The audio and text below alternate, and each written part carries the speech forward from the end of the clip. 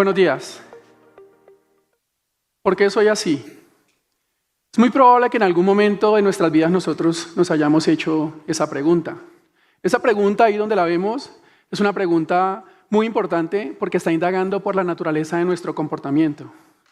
Como científico social, precisamente uno de los aspectos que más interesa, que más me importa a mí, es tratar de comprender el comportamiento humano, su naturaleza, porque las personas se comportan de la manera en que lo hacen. Y sin ir muy lejos, ¿por qué yo me comporto de la manera en que lo hago?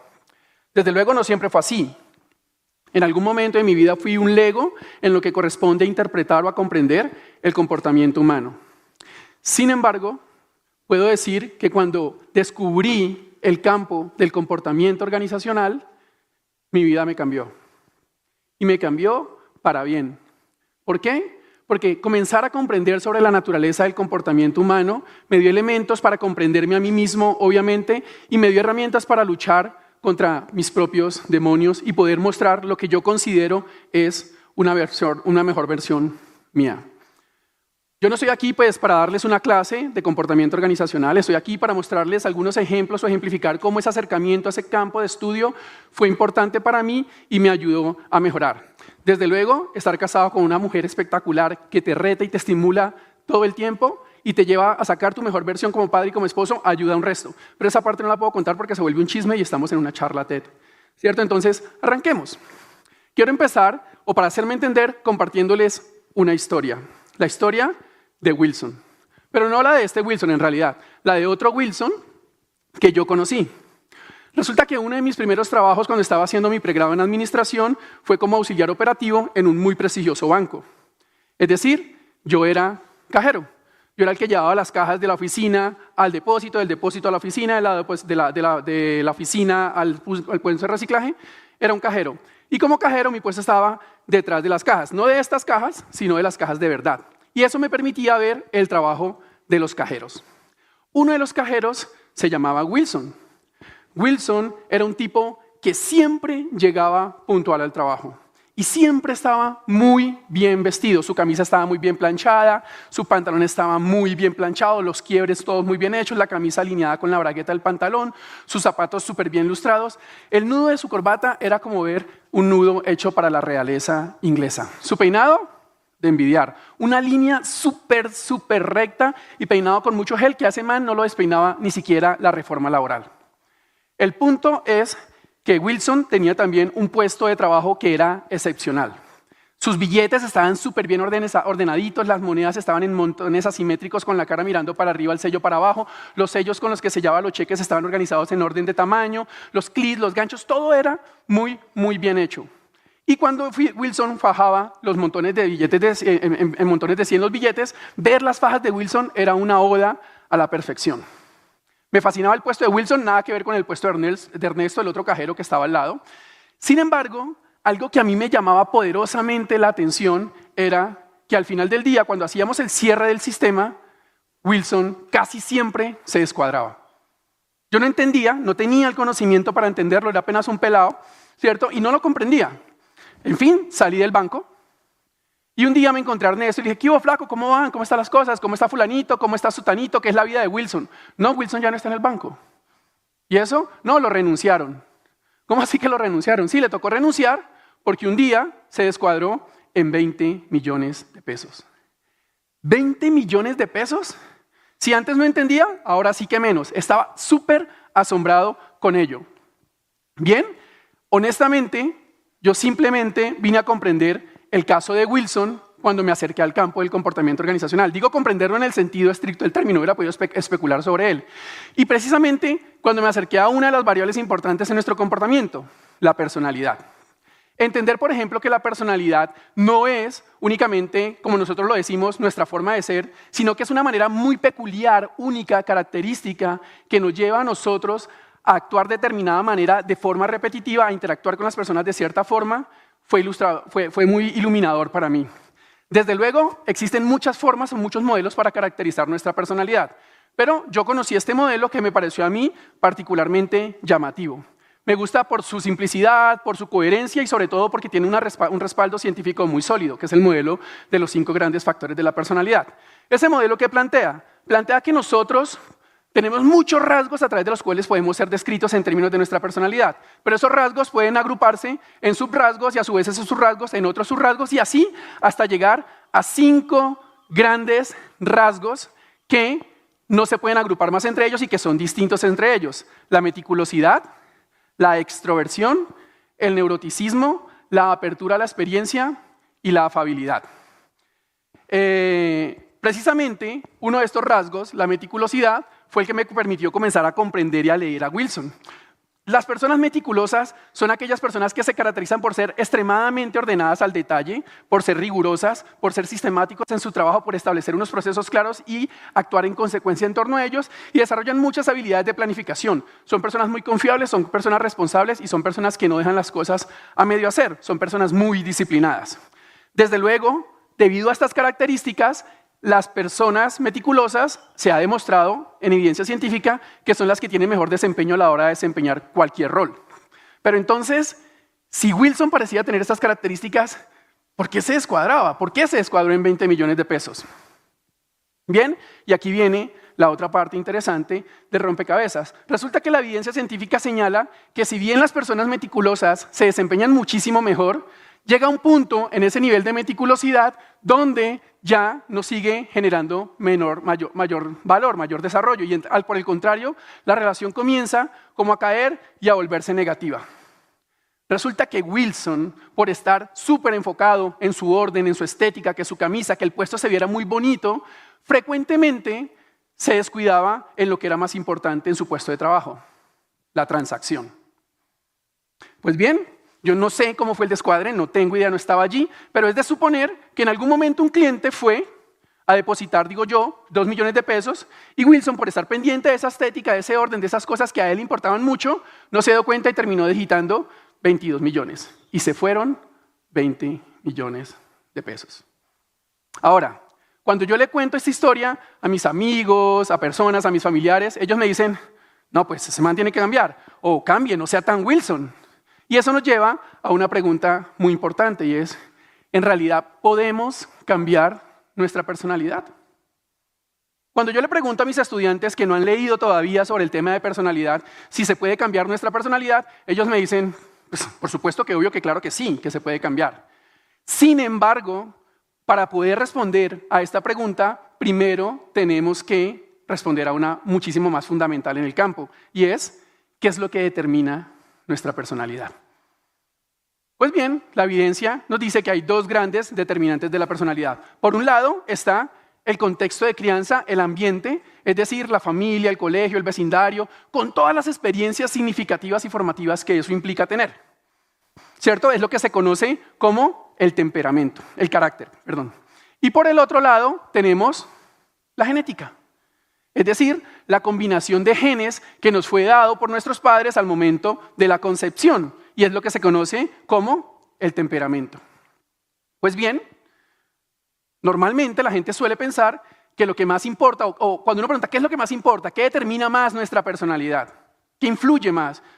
Cuando acudimos al sentido común nos dicen, desde luego, pues la crianza, lo que hacen tus padres. Y es importante, no vamos a decir que no, pero la evidencia científica ha demostrado que cerca del 60% de nuestra personalidad se explica en nuestra base genética. Ahora, los que quieran conocer un poco más sobre cómo se conoce y cómo se ha avanzado en este campo, los invito a que vean este documental nuevo, un excepcional caso, colombiano obviamente, porque eso solo pasa aquí en el país del Sagrado Corazón de Jesús, del realismo mágico y de la invención del bocadillo con queso, en otra parte no pasa, ¿cierto? De 2 pares de gemelos idénticos que fueron en el hospital trocados al nacer. Y por tanto, fueron criados en contextos, teniendo gemelos idénticos, fueron criados en contextos totalmente distintos. Unos criados aquí en Bogotá por una madre soltera, otros criados en Vélez, Santander, por una familia de campesinos en una finca aislada a la cual se llegaba en ese momento a lomo de mula por la trocha. ¿Cierto? Para los que no lo han visto, a riesgo de spoiler, hay un momento en el documental donde ellos describen su personalidad. Y es demasiado sencillo darse cuenta cómo los gemelos idénticos biológicamente, pero criados en contextos diferentes, son casi idénticos en términos de su personalidad. Y siempre que estuvieron asombrados de lo diferentes que eran de su hermano mellizo. En fin, gracias, materno-infantil, por permitir que la ciencia avance, por permitirnos llegar a este nivel de conocimiento. Bueno, Todo esto para decir que si nuestra personalidad tiene una base genética importante, eso quiere decir que no la podemos cambiar tan fácilmente. Eso quiere decir que gestionarla no es una tarea sencilla. ¿Por qué? Pues porque sencillamente no podemos cambiar nuestros genes. Y entonces, ¿significa eso que estamos condenados a ser siempre así, como tendríamos que ser?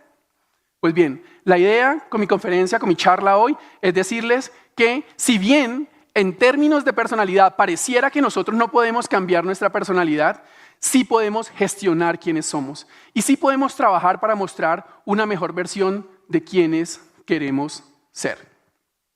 Ahora, si lo he hecho bien hasta la pregunta es, ¿y cómo hacemos eso? ¿Cómo lo logramos? Si lo he hecho bien hasta aquí, hasta el momento en la charla y he logrado captar su atención, algunos ya podrían estar respondiéndose a esa pregunta. ¿Cómo? Conocimiento. Y más que conocimiento, autoconocimiento. Bien, Tales de Mileto decía que la cosa más difícil para el ser humano es conocerse a sí mismo, aunque nos resulta extremadamente sencillo hablar y criticar a los demás. Si yo no hubiera tenido la oportunidad de acercarme al conocimiento del campo de comportamiento organizacional y más específica a los temas de personalidad y entender, por ejemplo, que la personalidad no es solo esa forma de ser, sino que es repetitiva y es peculiar, no hubiera podido comenzar a comprender el caso Wilson y aprender de ese caso para crecimiento propio. ¿Cómo así que aprender del caso Wilson para crecimiento propio? Obviamente lo primero que yo aprendí de esa experiencia, que es real, es que si yo no quiero andar por la vida regalando de a 20 palos, de a 20 millones de pesos, yo tengo que ser muy consciente de quién soy y por qué actúo de esa forma normalmente. Tengo que conocerme. Y entonces comencé a desarrollar lo que yo llamo hoy el modelo de los 3 momentos. El primer momento, el más obvio, que seguramente ya se infiere, es el momento del conocimiento, ¿cierto? Pero no es cualquier tipo de conocimiento, y esto es importante dentro de esta idea, es conocimiento científico, conocimiento riguroso, conocimiento basado en evidencia. ¿Listo? Si yo no hubiera podido entender esos elementos de la personalidad, sus determinantes, su naturaleza, yo no hubiera podido comprender el comportamiento de Wilson y comenzar a comprender el comportamiento mío. Desde luego, fue clave para mí en este momento aplicarme el test de personalidad, uno científicamente desarrollado, para caracterizar y establecer mi perfil de personalidad en términos de esos 5 grandes rasgos, ¿cierto? Cuando uno ya tiene claro ese conocimiento y lo ha aprendido, se lo ha apropiado, entonces viene el segundo momento, que es el momento del autoconocimiento. Ese momento no es nada diferente a un momento de introspección, a un momento de reflexión profunda. Es coger ese conocimiento que ya adquiriste, que comprendiste, para leerte a ti mismo, ¿cierto? Y entender cómo eres. Desde luego, uno de los rasgos que a mí más me caracteriza en términos del Big Five es la meticulosidad. Y principalmente por el subrasgo de orden y diligencia. Y eso me lleva a estar enfocado mucho en las tareas y hacerlas con un mayor nivel de detalle, al punto que a veces me concentro extremadamente en ellas y pierdo de vista lo más importante muchas veces, que es el core de la tarea. ¿Les suena parecido? ¿Les suena wilsonicido? ¿Cierto? Bien, cuando uno ya ha logrado tener ese conocimiento propio, ha logrado entenderse a sí mismo, leerse, eso da tranquilidad. Pero después viene una fase de angustia, porque viene la más difícil. Viene la fase de la autogestión, que es una fase de acción, es una fase de transformación. De nada nos sirve conocernos o autoconocernos si ese conocimiento no permite que tú saques una mejor versión de ti. Si tú te quedas en la idea de que sí soy, o ¿qué hacemos si yo soy así? Es mi personalidad y además me dijeron que era por mis genes. Pues no tiene mucho valor. Tú tienes que tener la capacidad de entender cuándo tu forma de ser se está convirtiendo en tu lastre, en tu hándicap, y trabajar para encontrar lo que yo llamo tu propio punto medio y saber cómo tienes que trabajar para cambiarlo. No es sencillo, tú tienes que tratar y enfocarse en ello. A mí, por ejemplo, me pasaba que antes mis colegas me enviaban una base de datos y yo me ponía a organizarla toda bonita, que los títulos, que los márgenes, que las columnas quedaran bien, que los bordes, que el sombreado, no sé qué. Y después de invertir mucho tiempo en que se viera hermoso y que se viera estética para yo sentirme bien, me daba cuenta que la información no servía, que las fórmulas estaban mal, que las columnas no iban donde tenían que estar y se perdió ese trabajo. Ahora cuando me veo haciendo eso o revisando en exceso un artículo que tengo que someter a una revista para que sea bonito, estético y no sé qué, simplemente me digo, ajá, ¿y Wilson? ¿Qué pasa contigo? ¿Te vas a descuadrar en 20 millones de pesos? Y cambio, comienzo a gestionarme.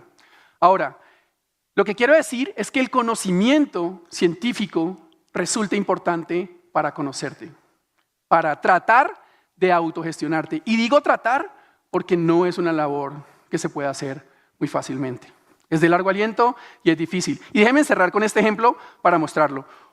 Volviendo a los cinco rasgos de personalidad, otro rasgo que me caracteriza muchísimo es el neuroticismo. Tiendo a ver las cosas desde una perspectiva pesimista, el vaso medio vacío, veo más problemas que oportunidades y eso me lleva a ser hipervigilante, a ser ansioso en algunos momentos y fácilmente me podía estresar. Sin embargo, como ya sé que soy así, porque es mi personalidad y tiene esa base, digo, ok, Iván, tú eres así, pero cálmate, es solo un retorcijón, no es apendicitis, no te va a estallar el apéndice, no te va a dar peritonitis y no salgo como un loco corriendo hacia el servicio de urgencias. Me gestiono. Ahora, de nuevo, decirlo, sencillo. Enseñarlo en clase, sencillo. Hacerlo en tu vida es el verdadero reto. Sobre todo cuando se trata de contextos muy particulares. ¿Ustedes se imaginan cómo fue la vida de un neurótico durante el COVID? Bueno, los que seguramente se sienten caracterizados por esos rasgos, lo sabrán. Pero, ¿ustedes se imaginan cuántas veces me dio COVID imaginario? ¿Ustedes se imaginan cuántas veces así de gratis me hice chuzar la nariz para saber si tenía COVID? Más o menos unas 7. No, mentiras, estoy exagerando. Pero en lo que no estoy exagerando es en el valor del conocimiento como una herramienta de autoconocimiento y como una base importante para tu transformación. ¿Por qué soy así? ¿Qué define a una persona y su comportamiento? ¿Lo define su naturaleza? ¿Su naturaleza biológica? Yo creo que lo define su conocimiento, su capacidad de conocerse y, más importante, las decisiones que toma a la hora de conocerse. Gracias.